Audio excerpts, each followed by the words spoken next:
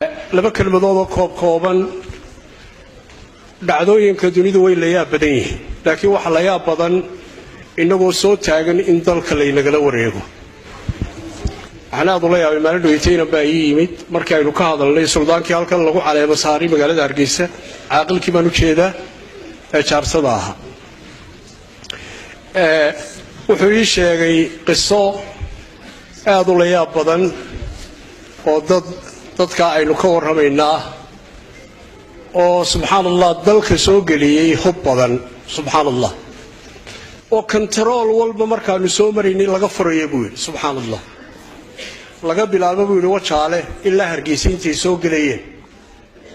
waxa weeye control walba wala si taagnaa wala laga furay waxa kala si la yaab badan turaad qof baa yimid oo wuxuu igu yiri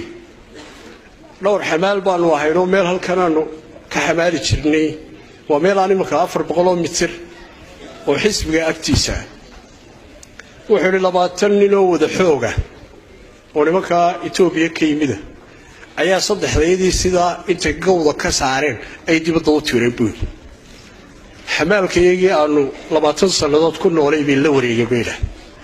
waxa dhacdooyinka magaalada ka jira kamida eeriyada gargaar ilaa bangiga marka tagto qof Soomaaliya oo baabuur meeyri kara ma jiro group baa haysta yarka oromada ninkay arkaan inuu meesha ku soo biirayo iyadoo aynu wada taaganahay baa wadada bartikeeda lagu garaacay maamulkii waynu arkaynaa oo inaga u jeedna oo lacagtii yareed bay ururin kari lahayn war waxaan idin leeyahay idinkoo soo taagan intaan dalka la inaga wareegin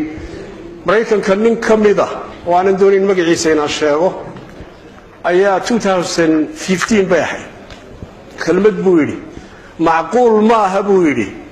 90 milyan oo Kristan hogaaminayo oo geeska Afrika ku nool in xeebta ugu dheer ee labaad dunida Soomaaliya oo gabigooduba aan 8 milyan ahayn